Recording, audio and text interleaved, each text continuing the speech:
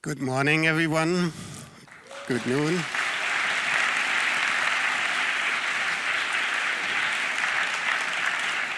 Thank you so much for being here. It's a full house. We are very, very overjoyed that you all made your way through the snow. I'm also very, very honored and happy that we could make it possible to have a filmmaker with us who's known for a deep, deep humanist approach towards filmmaking in her narratives, how she treats characters, how she tells her stories about characters that are very often overlooked in our communities. And I don't want to steal your time because we're not having much time, precious time. I welcome on stage Chloé Zhao.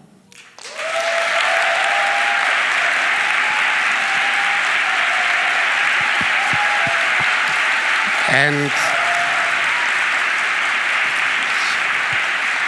she will be interviewed by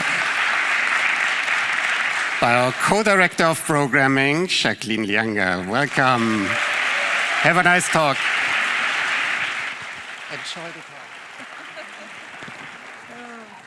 Well, good morning, everyone.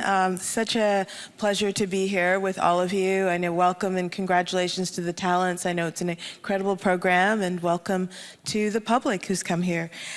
So, and welcome to Chloé Zhao. Thank you for coming to speak with us. So I sort of mapped out a conversation, start a little bit at the beginning and talk through your incredible career and offer hopefully some insight into your creative process as much as you would like to share, and some advice for some of the talents as well.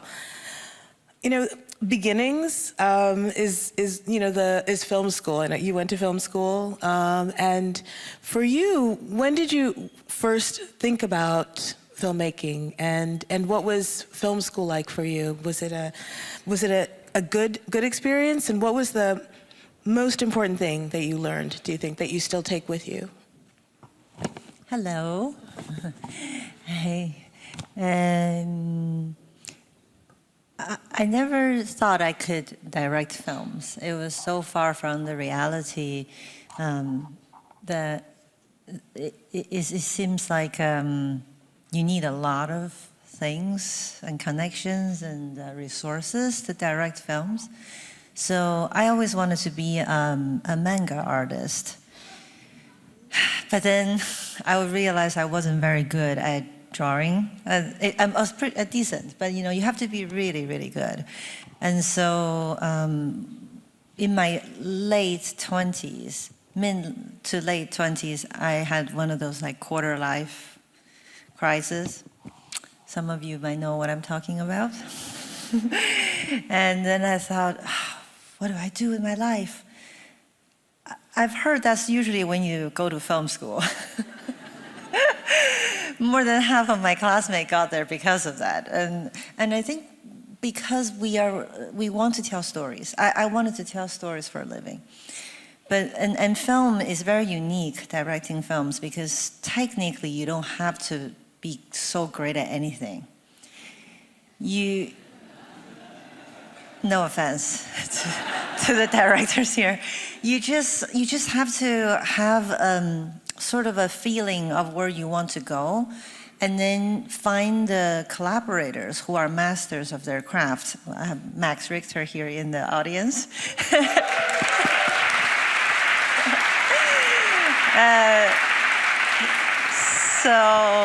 So then you just sort of like, dance around them and create an ecosystem. And I think that's why many of us who were confused, which I know this is kind of the theme, and who felt a lot of chaotic energy and doesn't really know our directions, and we ended up becoming film directors, because the job is to harness that energy to the best of your use, right? With the structure you're going to build with these incredible masters.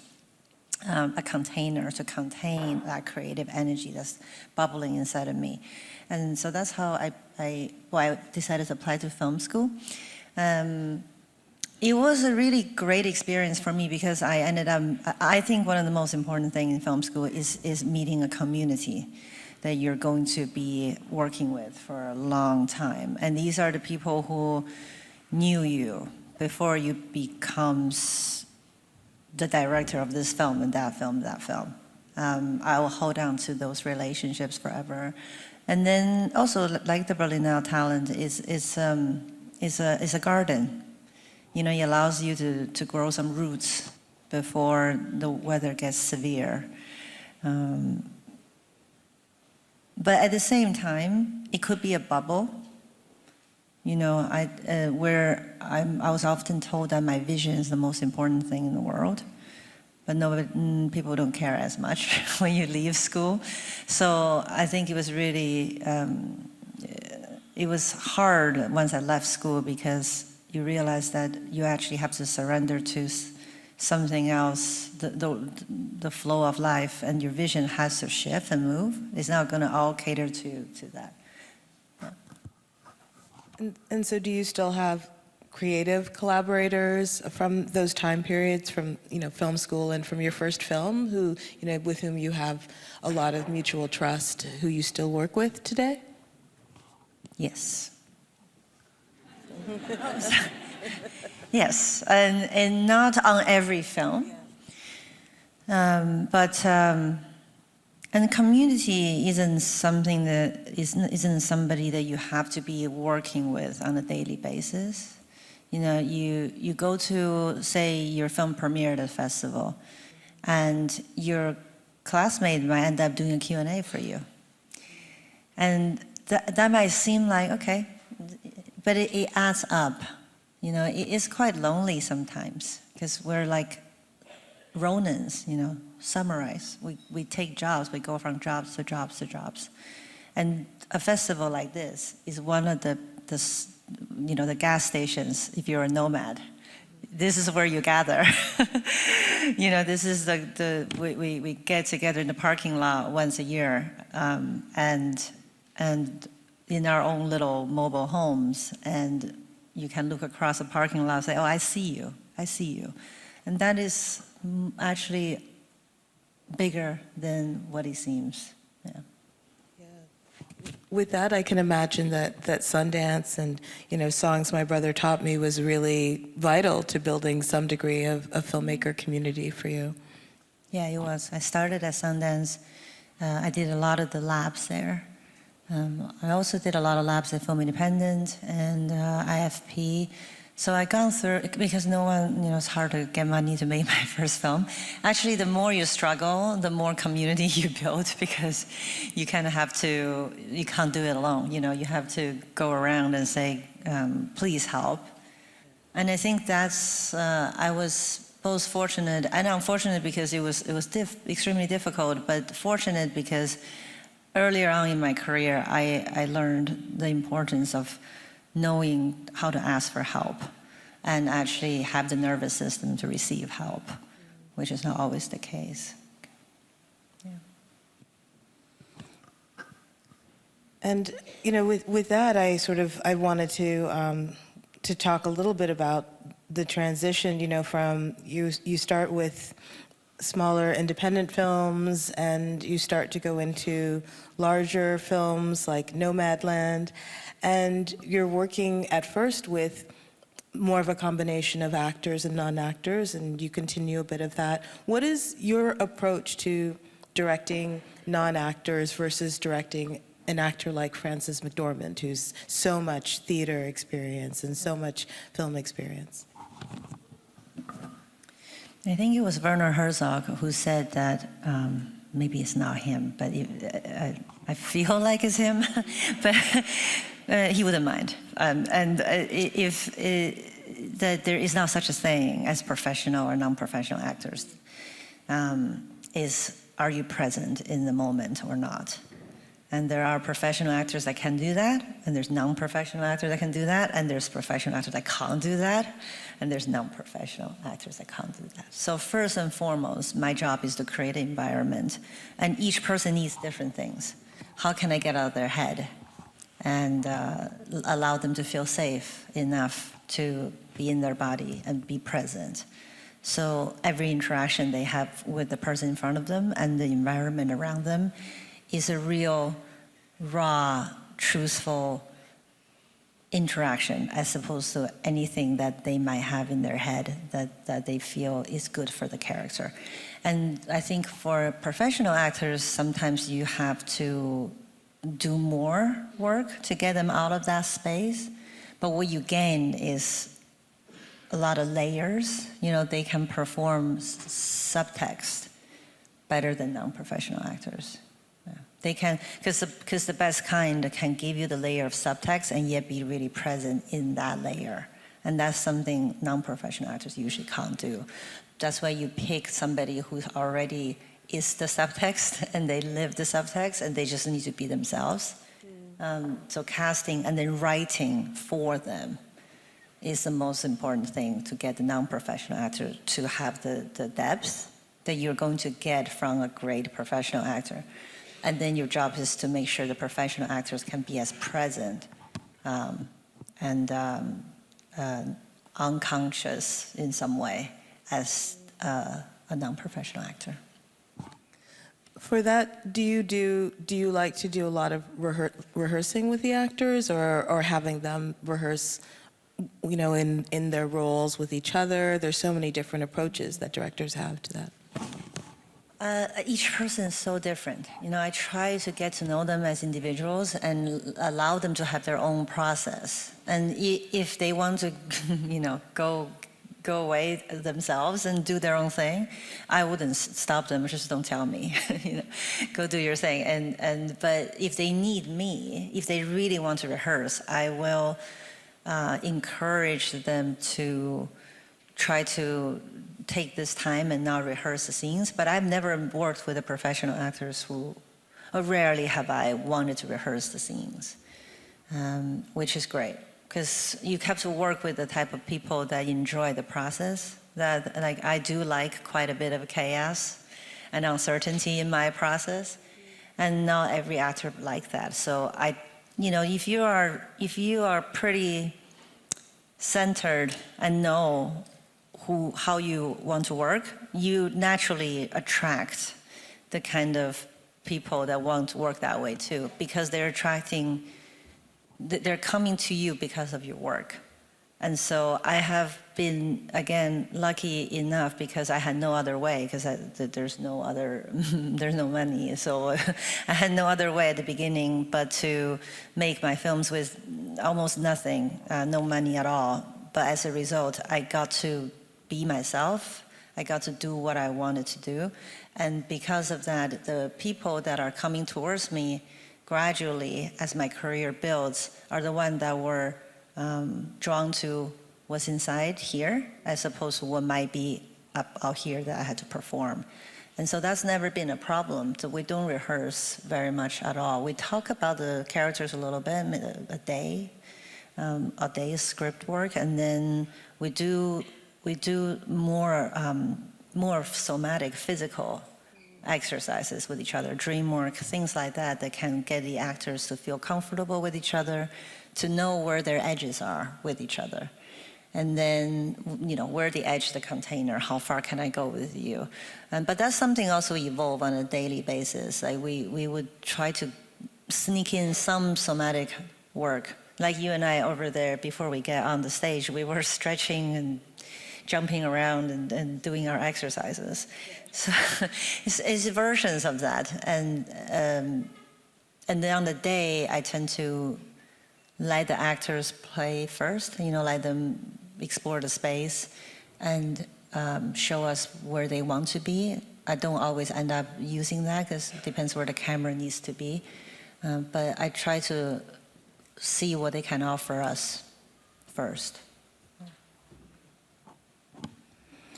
So I guess continuing on Nomadland, which won 3 Academy Awards, including Best Picture and Best Director, which was really extraordinary.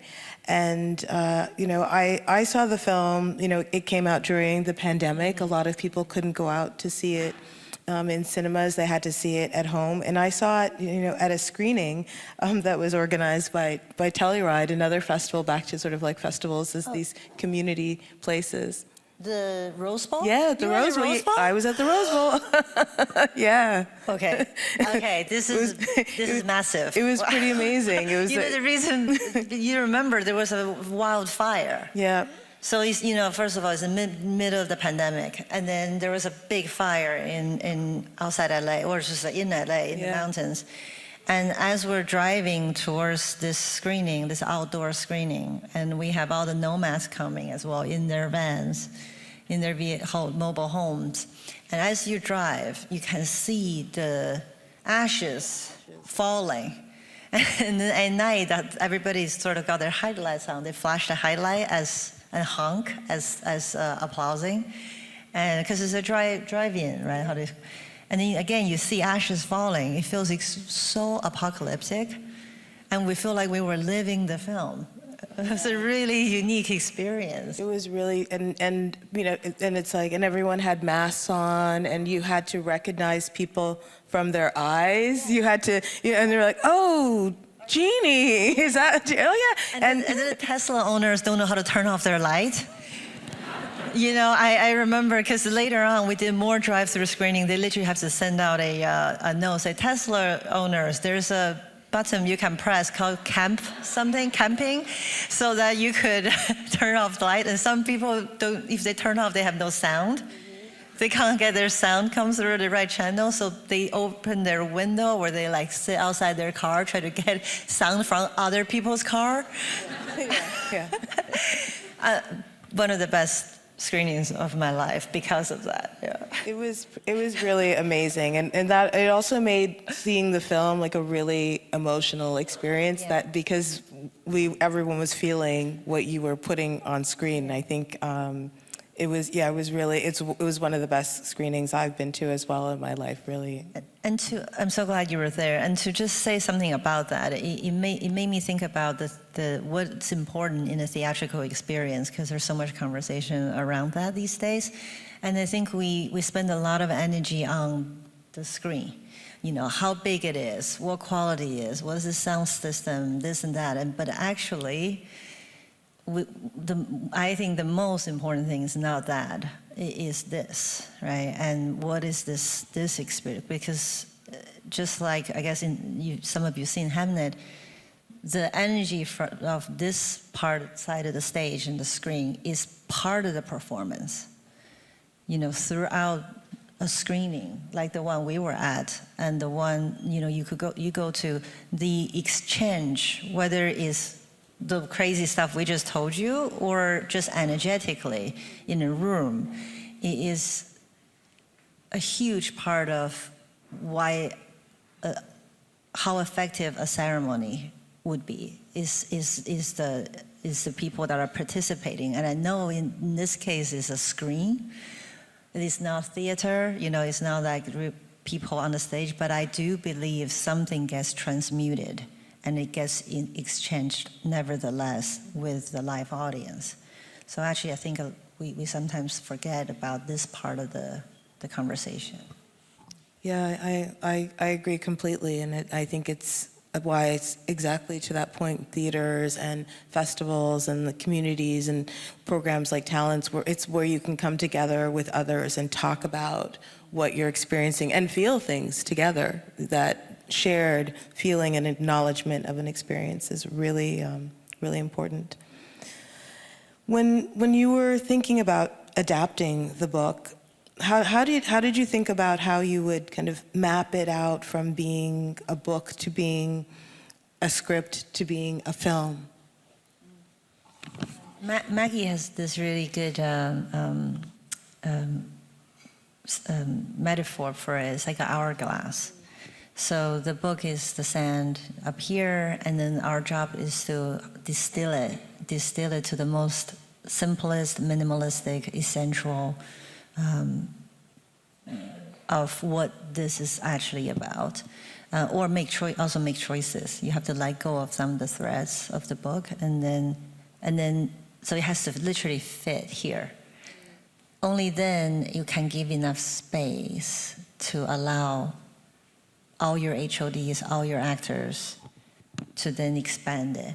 again. And then also the lives, daily lives of a film set continue expanding into this other entity. But if you don't distill it enough, then there's no space for that transformation. Yeah. So we made some, initially, if you're talking about Hamnet, we made some hard choices of letting go some big elements in the book and focus on what's the story we want to tell. And then, and also sometimes, you know, in Hamnet, the book ends with 2 words, remember me. And you can look at those 2 black words on white paper, and then there's blank afterwards.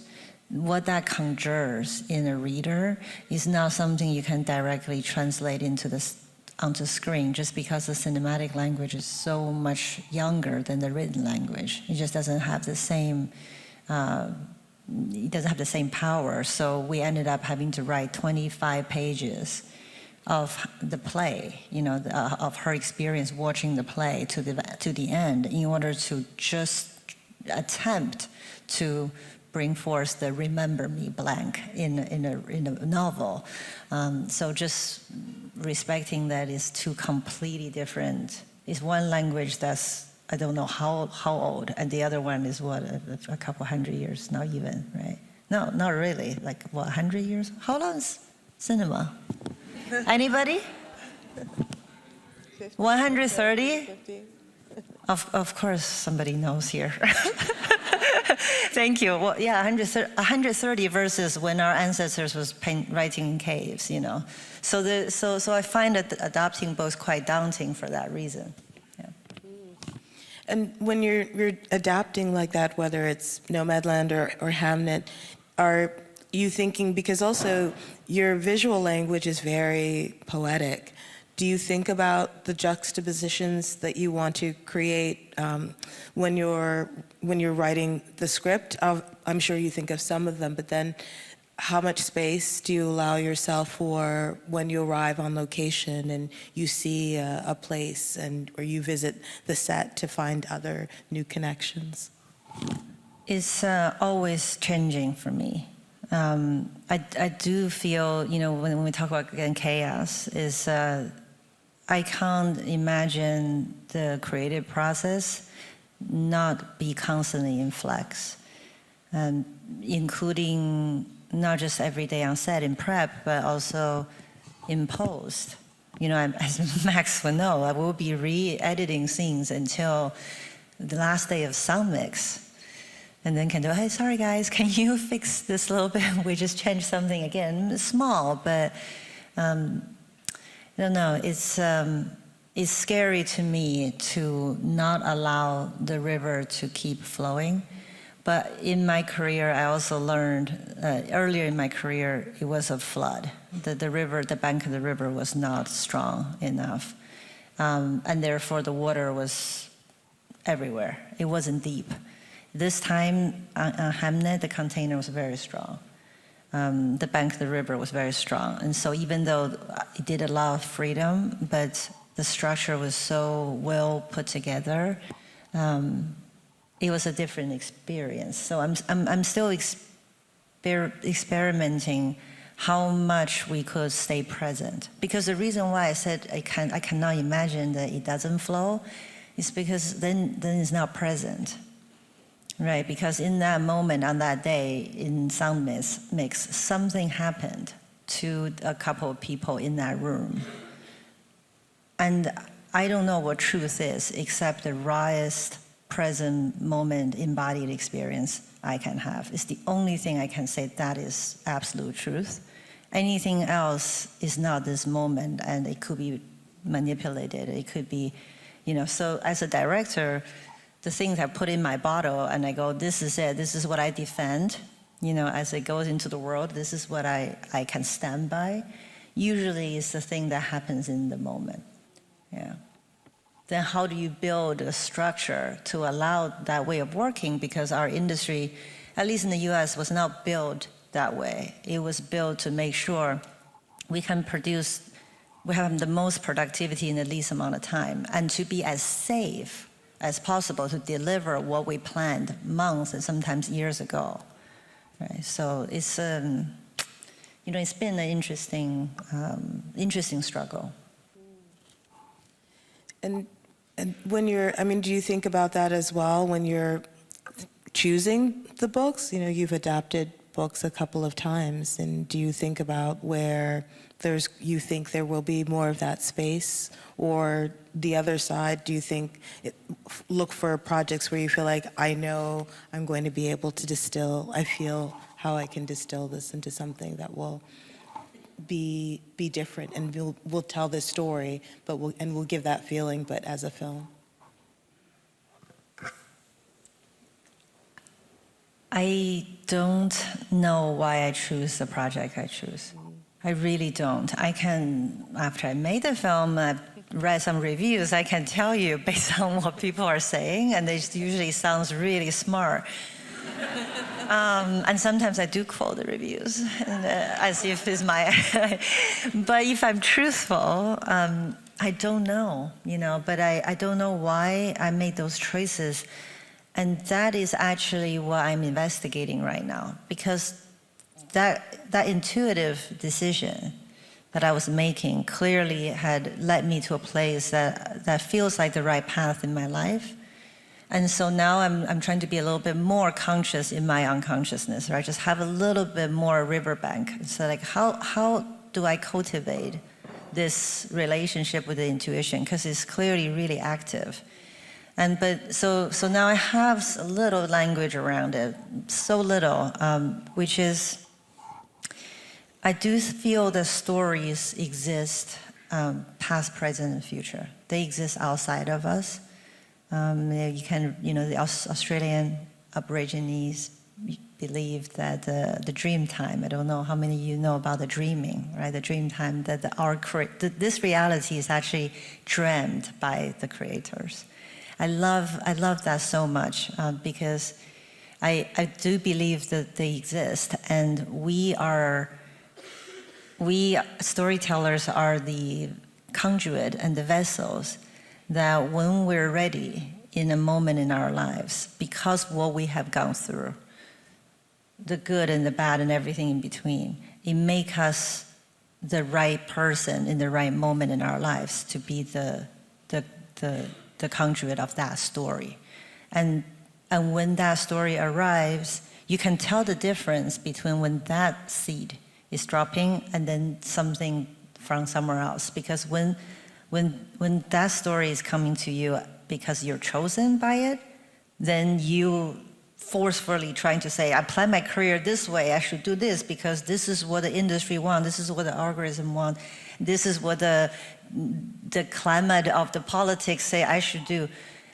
You can tell the difference because when you're chosen by the story, not the other way around, then the story is making itself through you. And you realize that you're supported by something much bigger. And it's like dropping the seed in the perfect soil at the perfect time.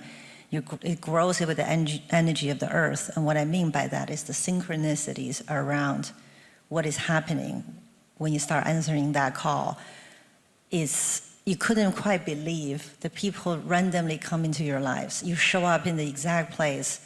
And you can go to a bookstore, a book can drop on the ground, and you open it, it's the exactly line you need. And if you pay attention to those things in your life, and you can tell which story is choosing you.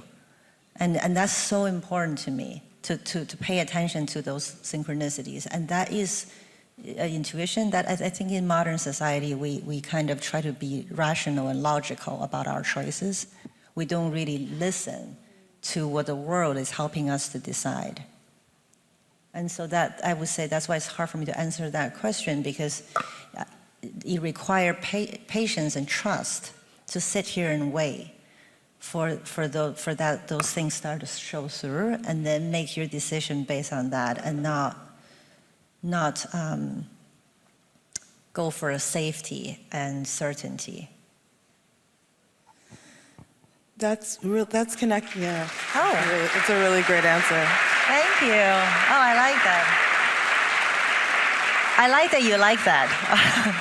That makes me happy. So I'm not the crazy one. No. And it's very connected to what I was thinking about next too, which is also relates back to confusion a bit, because of course, in the process of writing or setting up pre-production, setting up a shot, filming a scene, that editing confusion can set in and into the atmosphere, and in a good way in terms of bringing things perhaps to the fore that you haven't been thinking about.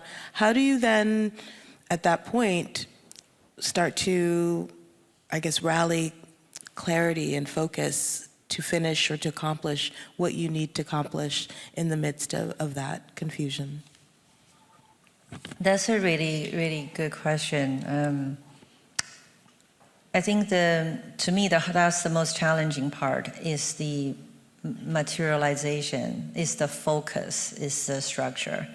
I have a lot of yin, not enough yang in my system. So I tend to surround myself with people with a lot of yang energy, masculine energy, not gender related, right? And a lot of energy of focus and structure and action.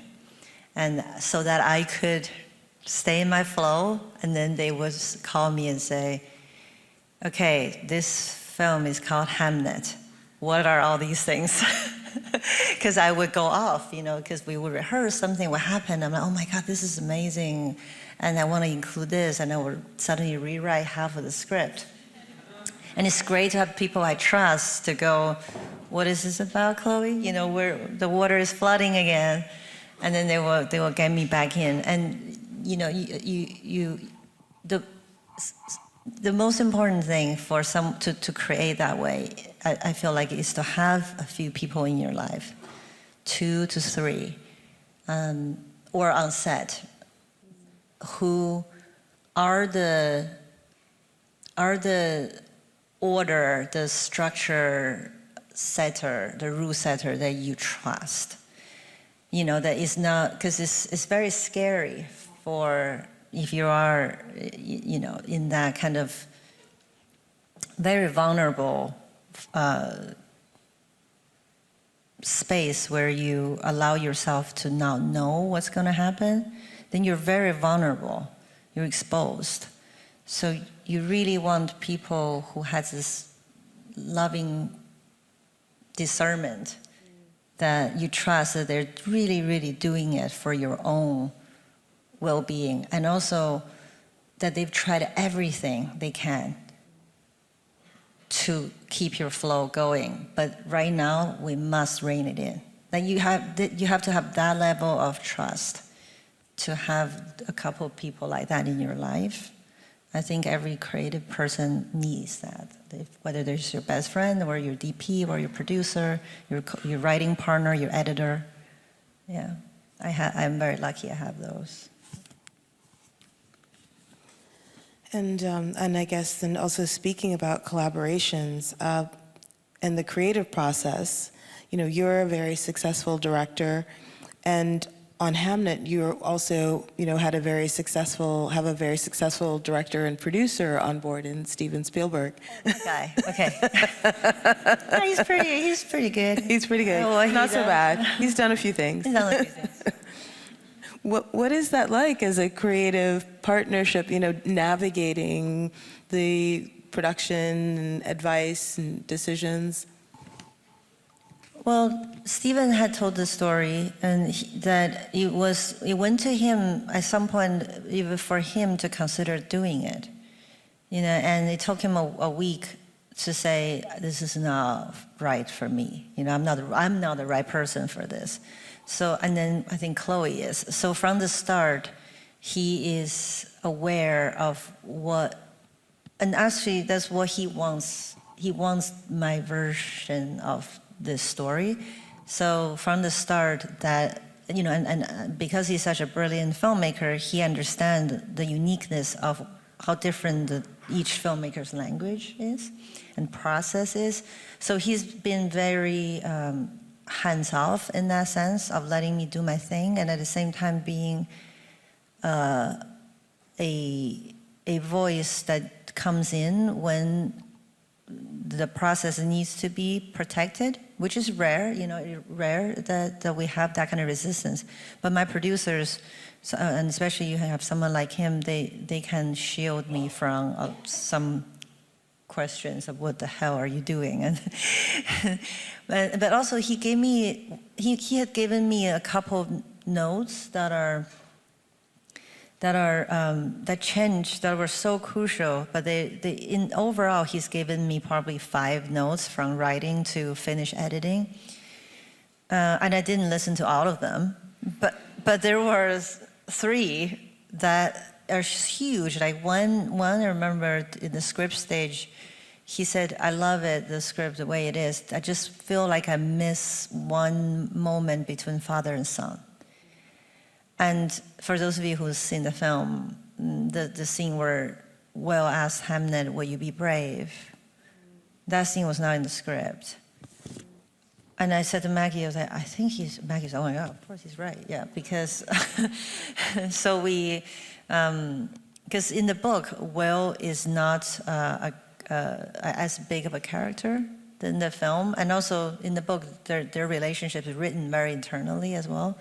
And we did that scene, and that turned out that scene triggered into more scenes, things like that. Yeah.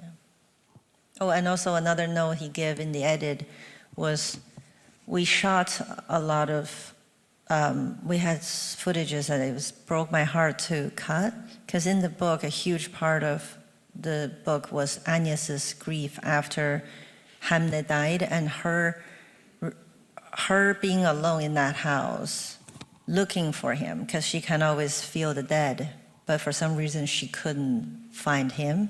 And there's a lot of beautiful scenes that we shot of Jesse alone in the house, interacting with the space, and then also the girls, and Mary. And there was about 15 to 20 minutes more there. And I remember Steven saying, like, "Chloe, I know what you're going through right now, but please trust me. You have to cut this down. The audience can't handle this. Please get them to the globe as quick as possible." So it was a slow surrendering process. Every Monday I come to work, I said, "I think I'm ready to let that bit go." And then my co-editor was like, "Great." Because he really agrees with Steve. I said, "Okay, great." And I'm like, okay. So every Monday I come in, I let a little bit go, but I ended up cutting about 15 minutes. That's a really smart way to do it, though. That's just a little bit, like once a week, a little bit. Yeah, for your own sanity and dignity. Yeah. I like it. That's a good tip. I like that. I'll use that. I'm human. And I mean, was there, with that, I mean, this is actually kind of answers a bit this question that I had about kind of a scene that was kind of difficult and challenging initially. But maybe it would be interesting to hear about that in terms of a scene that you knew you were going to have to shoot that was going to be challenging, and you had to find kind of a unique solution, a unique way to approach it in the film.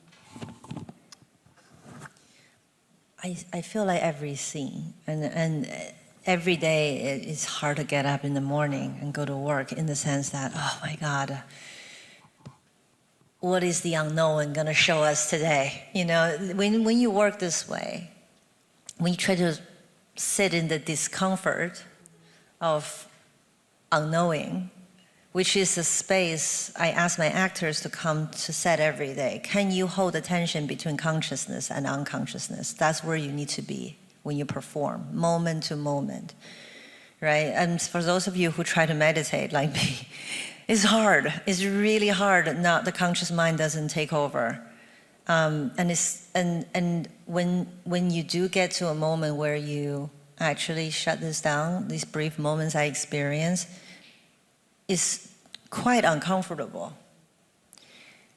because then you're open to everything that's happening to you. You're not disassociating at all, which is a lifelong coping mechanism to deal with reality. So you are actually allowing reality to move you wherever it takes you. I mean, hell, that is uncomfortable. But that's what I ask my actors to do. So we, as crew, as creatives, and as my HODs, we try to come to work just like our actors. So basically, I'm telling myself as a director, even that word is against what I'm saying, director, captain, and if I come to work not knowing 50% of the time, that is really stressful to me, to the AD, to the producers, to everybody, the whole thing. And then, but I have to do that because then mystery shows itself to me. Then the film isn't just me, right? It is that something else that wants to come through, and that excites me. So I'm both excited, but I'm also exhausted. And I know how Jesse feels, how Paul feels the moment they step into a scene. To not have a planned idea of how the scene is going to end is very uncomfortable. So I would say it's tough to, so every scene feels that way in the morning. It's like I kind of know where we're headed, but I don't know if we'll have the scene by the end of the day. And I'm not going to choke it to death by planning it so it's so safe. Kind of like a relationship. You're like waking up every morning, you're having a relationship with this scene and like dating this scene. If you want to control, if you want to control the situation so you will never lose love and it's safe, then you kill the romance, you kill the passion. But now knowing also means that you could be betrayed, you could be left. There's so many things that could happen. But that's kind of like, that's also the juicy part. But if we don't have the nervous system to handle that discomfort, then we kill it, right? Yeah. So with that, then do you surround yourself with which you talked a little bit about, then a support system, like with some areas, let's say for then the production design and some people where it can be very firm, then it gives you the room and your actors the room to kind of move through that space in your cinematography and to find these things because some things are set. Which things do you feel kind of need to really be set to enable the space? Well, when I was interviewing my HODs, except Max, I didn't interview Max. I begged him. But when I was interviewing, say, my production designer, my costume designer, and hair makeup artist, I say the three of them, I asked them to, I interviewed maybe 3-4 people in each department, and I asked them to send me a deck in our initial meeting. Just give me some first reactions you have to the script. And I don't look at the resumes usually, but I look at the deck they sent as they're talking through it. Are they brave enough to react to the material emotionally and not factually, right? Especially for a historic piece. And what was really incredible is that the three of them have not met each other before, but their deck shared so many images. Like they have the same image of a bloody scab. They have the same image of a person floating in the river, which I didn't have a scene of whale in the river until I saw those reoccurring images. And then also miraculously, some of these images overlapped with Lukáš, my DP's image, that he put together, months before. And so then I go, okay, so these HODs, they know where the edges are. They've done many, many films. They know how to do the research. They themselves have a pretty strong container, structure, but they're not afraid to swim within their own structure. So then I know these are the right people. But in terms of somebody who is majority the structure, I would say they're your AD, they're your producers. For me, on a set, so important. And when I interviewed probably like 6-7 ADs, just to get to know, like, do you have the nervous system to handle this much chaos? And that's somebody who has an extremely healthy structure within themselves that can hold that tension, and also enough humanness to allow all that is going to happen inside of it, and the producers as well. Well, we have some questions from the talents that I want to ask. Yes, here we go. Here we go. So this is a really nice one about Hamnet. Shakespeare's legacy is built on words, yet Hamnet feels haunted by what cannot be said. Did you conceive of the film's soundscape, its silences, textures, and absences as a kind of counterpoint to language? Almost as if grief itself were composing before poetry begins. That came from Maria Ivashenko. Very nice question. Wow, which one is you? That's, I don't know. Oh, hi! That's beautiful. Can you read that last part again? Hear it again. As a kind of counterpoint, its silences, textures, and absences as a kind of counterpoint to language, almost as if grief itself were composing before poetry begins.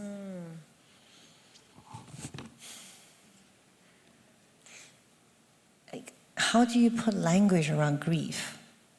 You know, I feel like what Jesse was saying, that there's no edge to grief.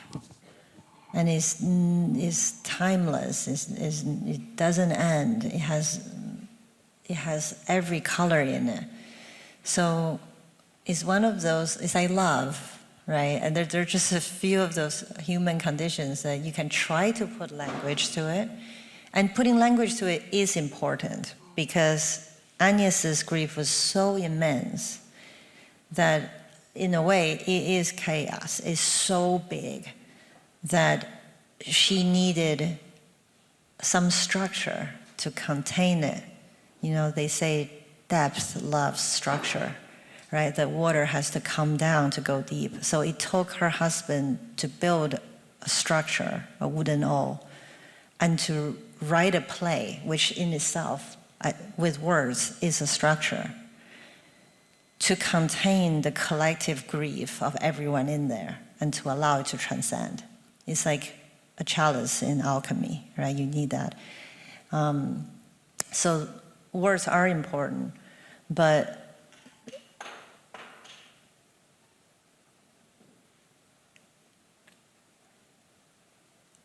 I don't know if you sat in front of a heartbroken friend or someone in your lives and you can talk forever about what happened, but the moment you stop talking and you just sit with that person and there's just silence, and you immediately feel, then that's when the tears comes. And that's why we keep talking, because then the heart opens and it's painful, right? And we try to, our job is to how to take our audience onto a journey so that they can get to catharsis. And in order to get there, we need to slowly making them feel okay to open their heart. And all we do with, you know, especially sound and music. Again, Max talks quite a lot about the silence, why that is equally part important in music than sound, and when to choose not to have music, you know, and our whole looking at music as vibration first and foremost, and that we're vibrational beings made of particles from the Big Bang. Another thing Max said to me that was so helpful to understand, that our job is to how to create a sanctuary, right? An environment where our audience's body can get to a place that they can feel like they can be in some kind of inner silence, so that their own emotions can come through, not being told just from out here. It's a collaboration. We want our work to be a collaboration, in a way a tool for you to get into your inner temple and to alchemize things yourself. not us telling you how things should be. That's the most satisfying to me when work can get to that point, which is in service of your own inner experience. That's very connected to the second question from Gabby Beans. She asks, they ask, I am of the belief that art making is inherently spiritual. If that fact is not explicitly acknowledged, how do you cultivate processes that actively center mindfulness and presence? Is Gabby here? Hi. Hello. Yeah, I agree with you. My teacher, Kim Gillingham, who's a dream work specialist who had been on set often and worked with me and the cast, she's a Jungian, she comes from the Jungian tradition. And she said to me something that I will take forever into my creative process.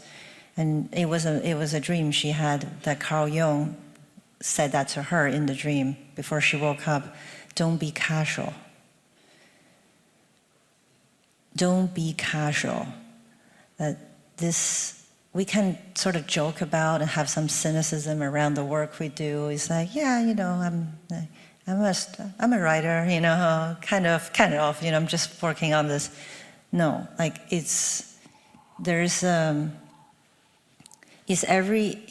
I believe it's every human being's birthright to create, that we're inherently creative beings. And it's our birthright to be able to alchemize our life experiences through imagination and the process of creativity. Every single person has that alchemical ability, right? And has the fire and the chalice, which is our body, to do that. Meaning you don't need somebody else to come save you from grief or heartbreak or fear. We have the ability, and that's sort of somehow taken from that at some point for obvious reasons. And that is a spiritual practice. Art is a spiritual practice. And the spiritual hunger we feel collectively as a species is because the act of creating is almost as if it's something of a luxury, you know, a hobby. It's not. It's actually what is as important as, to me personally, as food, as shelter, is a part of the human experience that has been there since the beginning. Why they painted on walls before they even had safety, you know. So when we were doing Hamnet, Emily Watson would say that I feel like when I come to this set, there's a feeling as I enter the set that there's a permission to be profound. And not just her, but a PA, a camera operator, you know, a supporting actor. Everyone come to this space feel like there's no cynicism around this work we do. We can be as profound we want to be, and it's not embarrassing. And I think that's something to remember. It is a spiritual act. Yeah.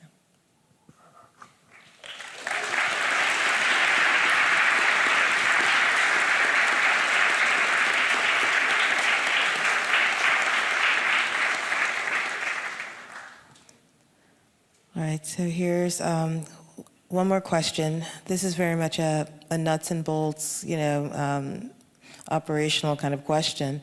But it is, what is your advice to someone trying to make their second feature film after a low-budget first feature in a country where the government cut the funding?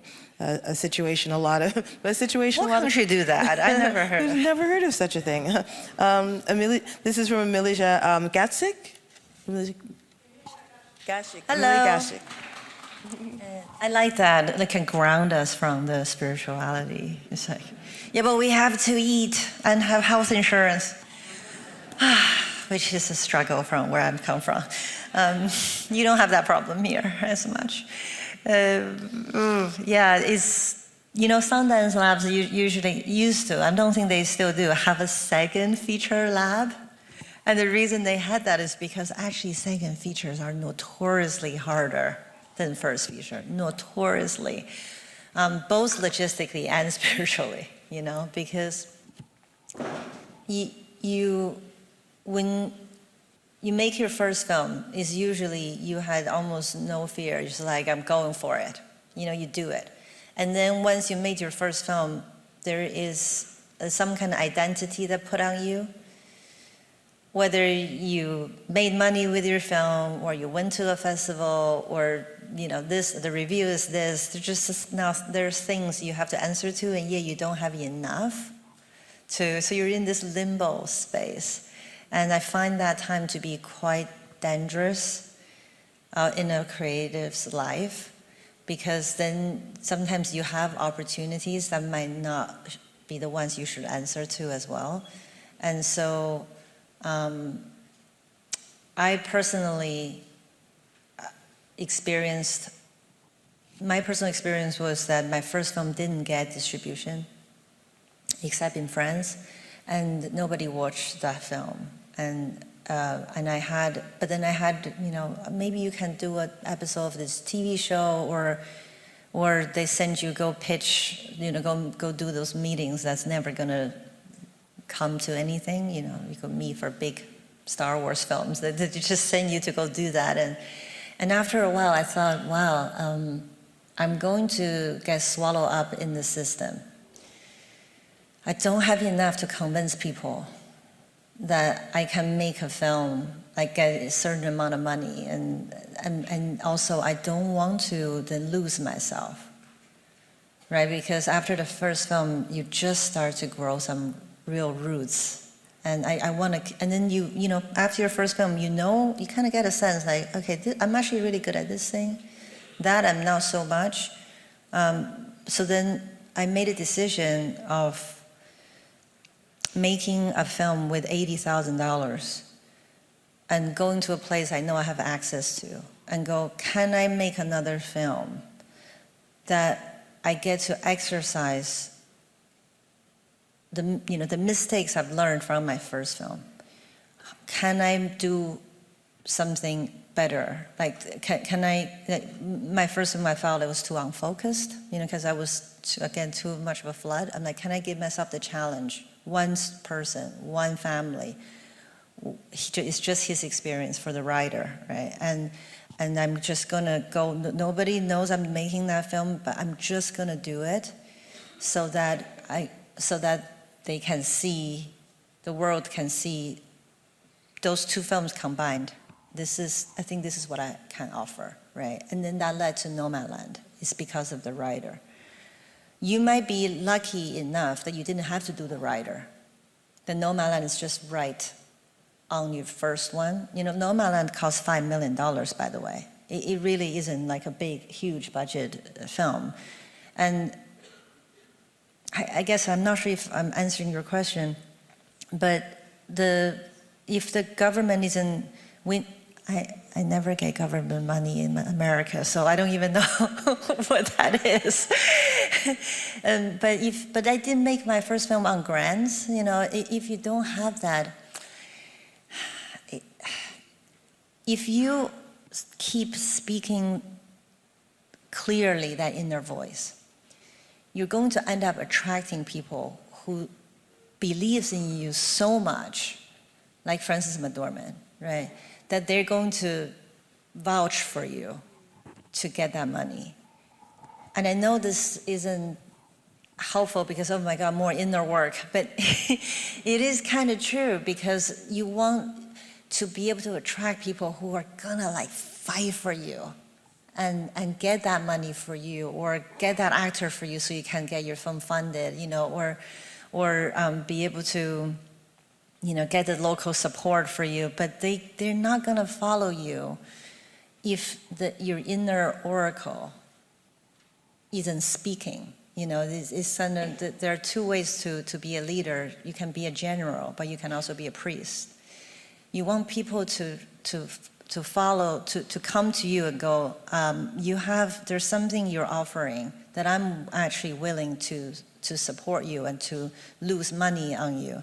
And there's nothing else we can do but just to keep sharpening that voice and let that come through your work. If that means you have to go get your mortgage out and make another film, then that's what you have to do. Yeah. Instead of waiting for other people's permission, but then you might end up changing, you might end up dampening that voice and then not be able to attract someone that's going to, like a friend. To me, that's how I was able to make Nomadland. So be very intentional at this time of what your next move is after your first film. That is really great advice, really great advice. And with that, thank you. This whole talk has been great to hear you talk about your process, how you focus, how you deal with confusion, how you build your team. I think just really extraordinary. Thank you so much for sharing that with us, with me here. Thank you, everyone. Thank you.